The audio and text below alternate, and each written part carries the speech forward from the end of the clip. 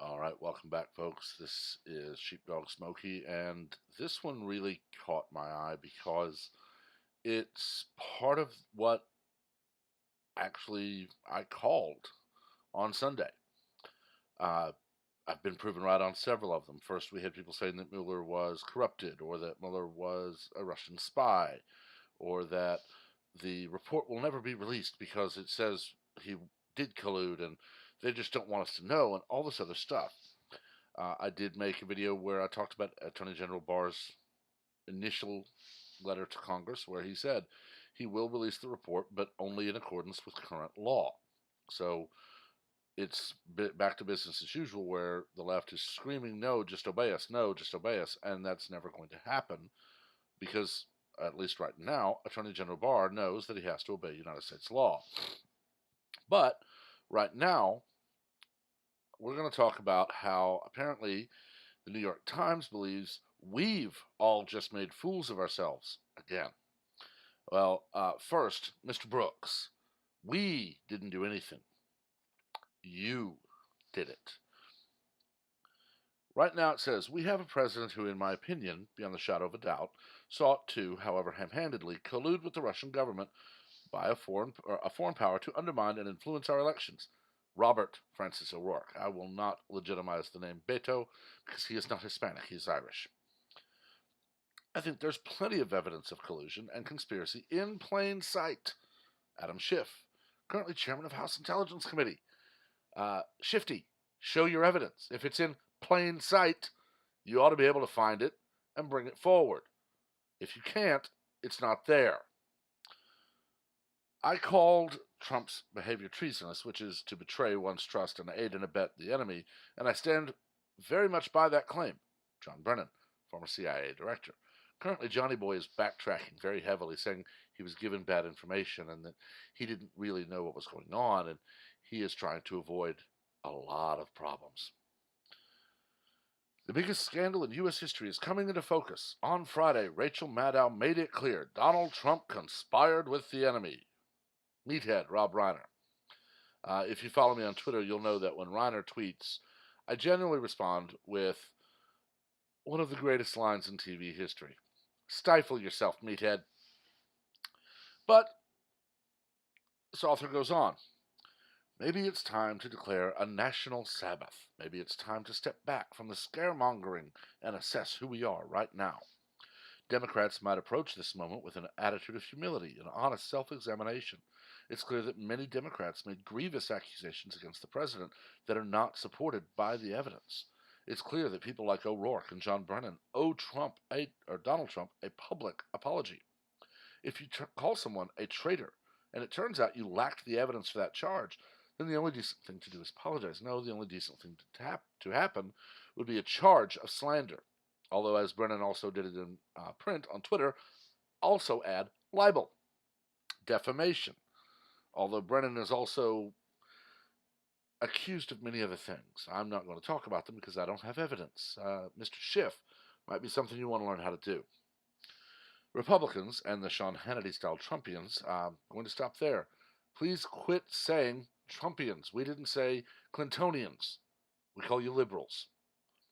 Might also approach this moment with an attitude of humility and honest self-examination.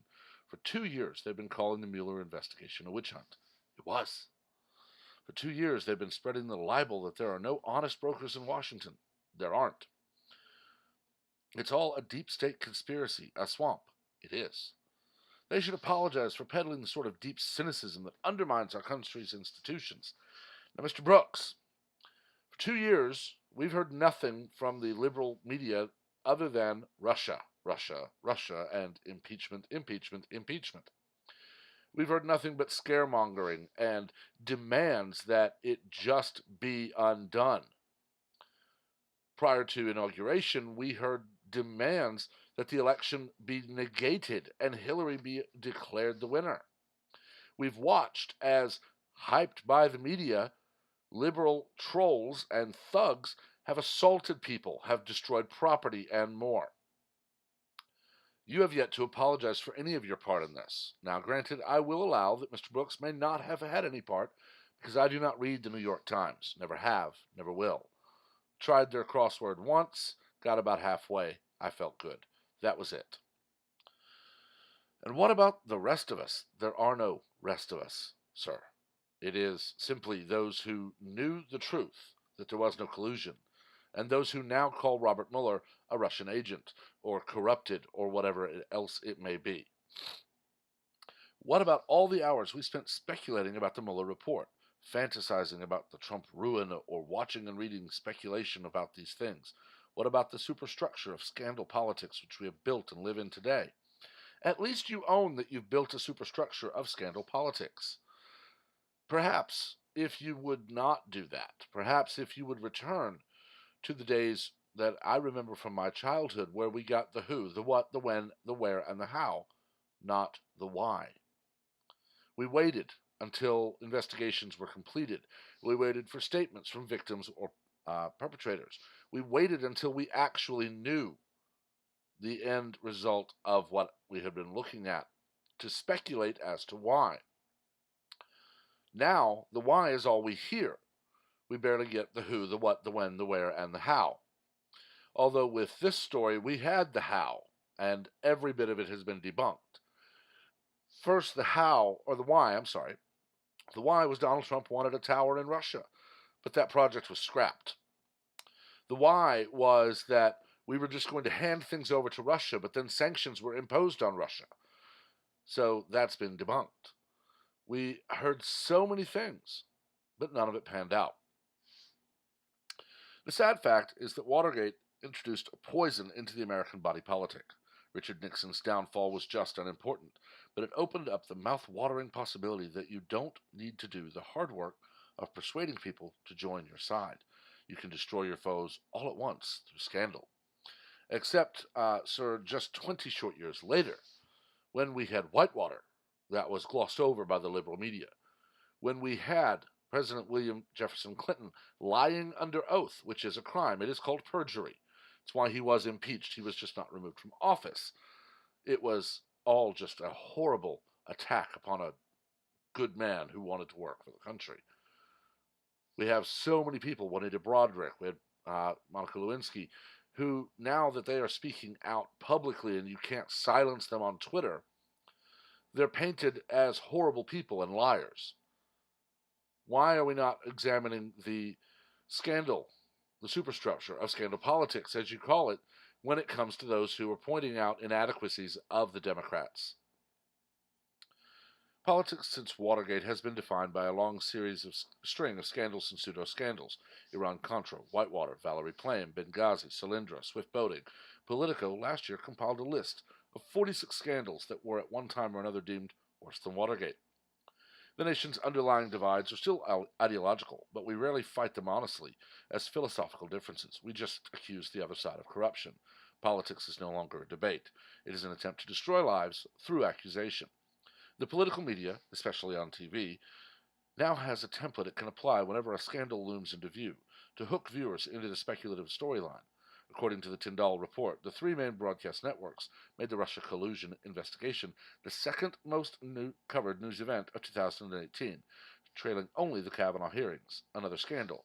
I'll stop there again, Mr. Brooks. The only scandal in the Kavanaugh hearings came from the Democrats. Blasey Ford said that he harassed her or assaulted her. It moved back and forth. At one point, she alluded to rape, but never would actually say that. But everything she said that happened somewhere in, I believe, Maryland, may have been Connecticut, but somewhere about 30 years ago with someone who was there to watch it, no one would confirm. She was not properly given a lie detector test. I have seen them given. I have actually had to pass two in my careers.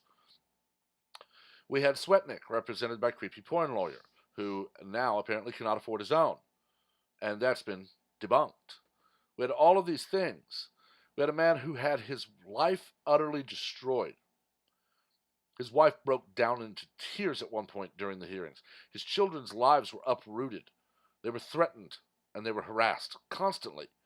Yet when he, as a husband and father, became rightly upset at all of this and became passionate in defense of his own life and his family, he was called unhinged. When Cory Booker screams and yells at people, says he is having his I am Spartacus moment. He's just passionate. But Kavanaugh, who actually had something to be passionate about, was not supposed to. We had people saying that because he did like beer and still does, he's not qualified. Yet those same people now make sure to post photos of themselves drinking a beer, or during a Periscope or Twitter Live, make sure to say, "Oh, let me get a beer," and then look like idiots drinking it. The political. Oh, I already read that. All the players slip into their assigned roles. Straight reporters are doing good, hard work, but the flow of information is not fast enough to keep up with 24/7 programming. So you get this toxic deluge of raw speculation. I will agree with you there, Mr. Brooks. I would personally like to see the media, the news media, pared down to what it was in the mid to late 1990s. We did have news networks, but we did not have them split into separate networks for every possible topic.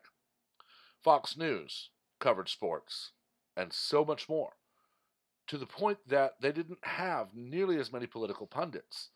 They had their news program, the Fox Morning News and Fox Evening News. They had one or two political commentators. They had sports, they had fashion, they had economics, and they had so much more, all crammed in to 24 hours together. CNN had the same. MSNBC, I don't even believe existed in the late 1990s. ESPN was all sports. We didn't get the Jameel Hills of that era going off on political rants rather than talking about the sport she was there to talk about. I would love to see the news media return to an era of that type of news where the focus is actually on reporting what's happening without telling us here's why it's all happening nonstop. The accused's political opponents assume maximum guilt. Imaginative pundits take a few dots of information and connect them to vast, if speculative, constellations of guilt. I hear the indictments are coming down next week, they whisper to one another. Members of the accused's party attack the investigators themselves. It is not an attack to say you're lying.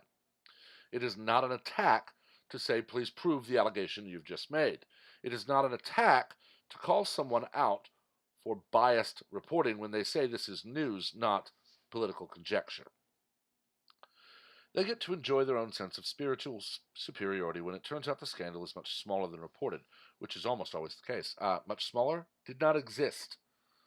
It's all a wonderful game. You don't have to know anything about a boring policy subject like economics, poverty, or foreign affairs. You can have a long career in politics and media by simply treating public life as an arena of life or death gossip.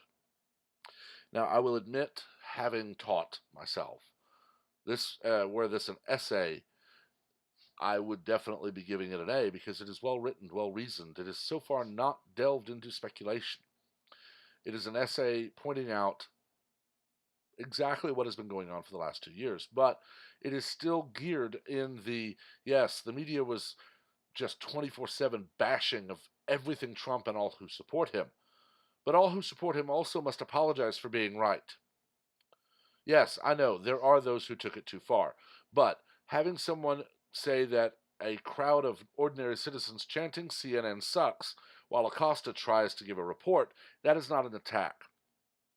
Having the President of the United States, who is a duly elected president, by the way, having to constantly remind the media that they are spreading conjecture based on no evidence, that is not an attack. For 2 years, we have heard that anyone standing up to the media, anyone pointing out that they are lying, is attacking the free press. Meanwhile, that very same media attacks Fox News daily. They call on everyone to boycott Tucker Carlson or Sean Hannity or Judge Jeannie or Laura Ingraham because they are just the most horrible people on the planet. And as always, the boycotts backfire. Yeti jumps in with Dick's Sporting Goods to support gun control, and conservatives simply say Yeti doesn't like us having guns.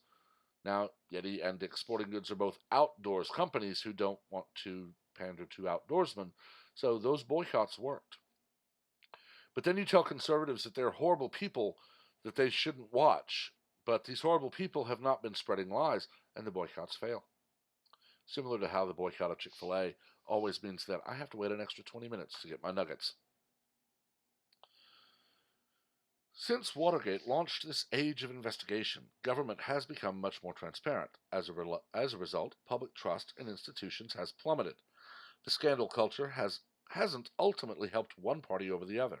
It's just spread a corrosive cynicism that has disabled government altogether. I'll partially agree with you. Government is not more transparent than ever. We're seeing it now only in the last 2 years because we're finally now having things like Cory Booker or Al Franken or any number of other people, almost all of them, most of them, I believe, if not all of them, Democrats, who are have being proven to have used taxpayer money to pay off victims of their own sexual assault or other crimes. We have someone in congressional offices that was doxing conservatives. We have others who we found out had members of the Chinese government as their personal driver. So government is not, at least not up until 2016, more transparent than ever. It is becoming so now because we have someone who will not remain silent. Yes, I voted for George W. Bush both times. I was not about to vote for Al Gore and not about to vote for John Kerry. I knew that they were far and above the most horrible people that we could put into that office. But George W. Bush did not work to ensure transparency.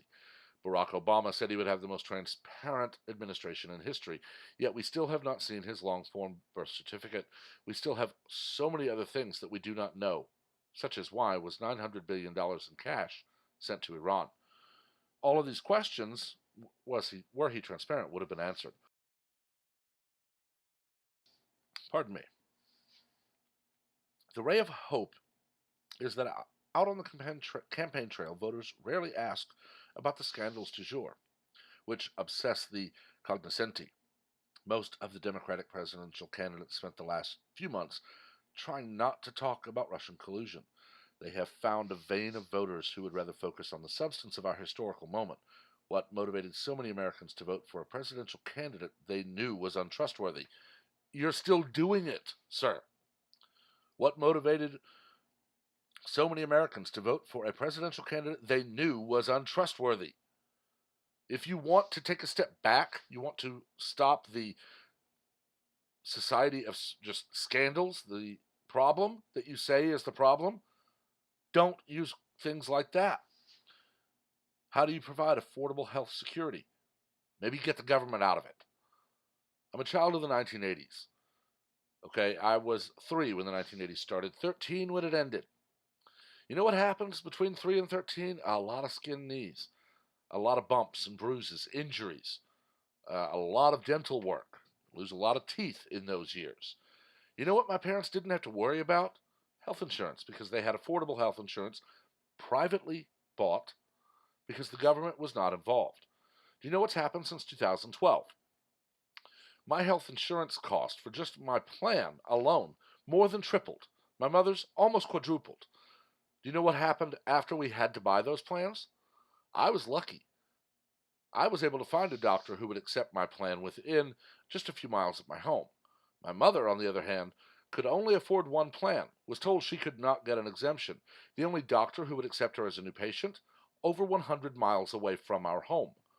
So therefore, for 7 years, well, 6 years about, she was forced to pay for an ACA-approved plan that she could not use.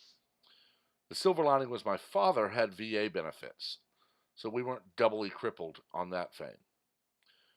She actually only had to pay for that for a little over 3 years. Thank God, because she turned 65 and was able to move to Medicare, which now means she can get medical care. But you know what she still has to do? She still has to find alternatives. Because, after all, Medicare is horribly broken. Because for so many years, politicians have decided we can take money from whatever we want and use it wherever else we want. But President Trump finds graft in the Pentagon, graft in other departments, money that is not being used.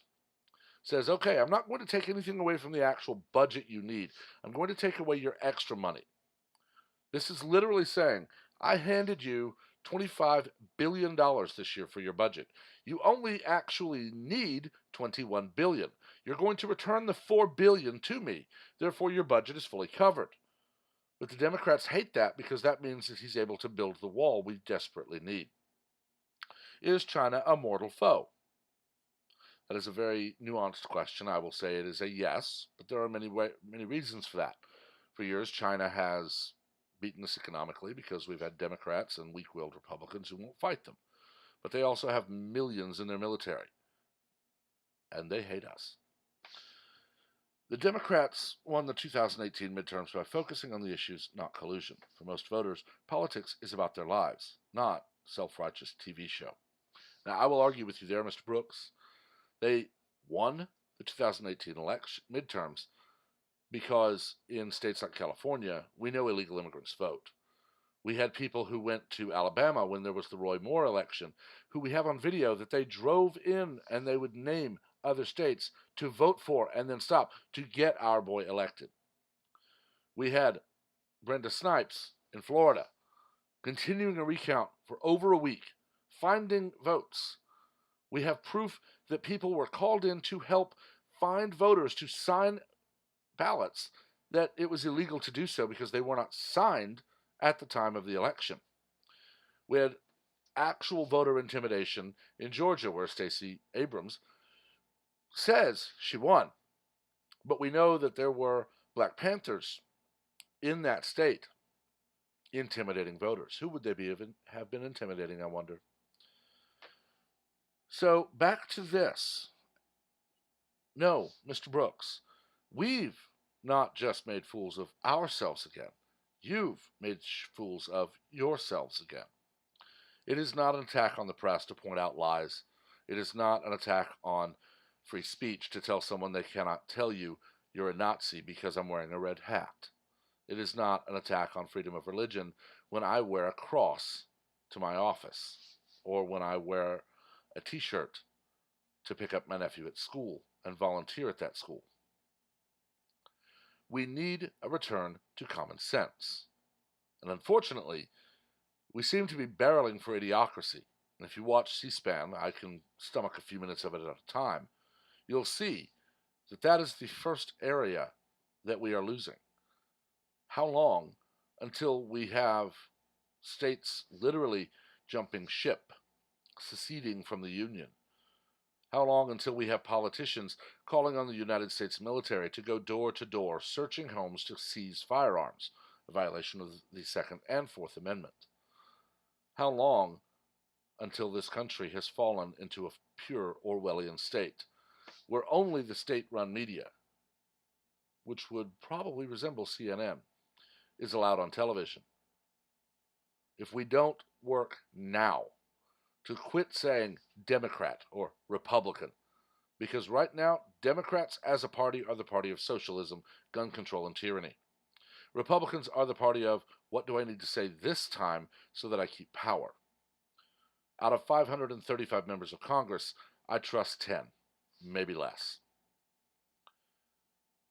The problem is not the people who are calling out scandal. The problem is a media that calls those calling out scandal horrible people. The problem is a media who says those pointing out, rightly, that the Mueller investigation was a witch hunt are horrible people trying to obstruct justice. It is not obstruction of justice for Donald J. Trump to go in front of a press briefing, in front of the media, and say, I did not collude with Russia. That is not obstruction. It is not obstruction for him to say Mueller is on a witch hunt. Obstruction would literally be him saying the Department of Justice must shut it down and destroy all evidence, which never happened. It is not obstruction to declassify documents, which he has the legal right to do. It is obstruction when you have members of the Democratic National Committee demanding that they just be obeyed rather than laws be enforced or laws be changed. We are in, as Dr. Strange put it, we're in the end game. If you look at history, democratic republics such as ours, which ours is a first on the world scene, but actual free societies like ours don't normally last that long. We're watching as Britain is beginning to crumble, France close behind it, Germany is all but burning. And our country is fast approaching a point where we will see police departments told to fire on peaceful protesters because they are endangering the lives, or, the political careers of the corrupt. I, for one, don't want to see that day. and I hope none of you do either. But I've talked clearly for long enough. Make sure to leave a like and hit subscribe so you stay up to date with everything I'm posting. I am still working on the outline and basically lesson plan and syllabus for what I am deeming online history class. I'm going to basically teach history right here because as I don't coach a sport, I can't do it for a public school and no one else is hiring. I'm also going to continue these as I believe I have an opinion that I've not seen in many others. A few come close, but we're all different. So that subscribe and notification will help you stay up to date. Also, let me know what you think. Just keep the comments civil and classy. We cannot actually learn from each other if we leave debate behind and fall to rancor. Until next time, have a wonderful day.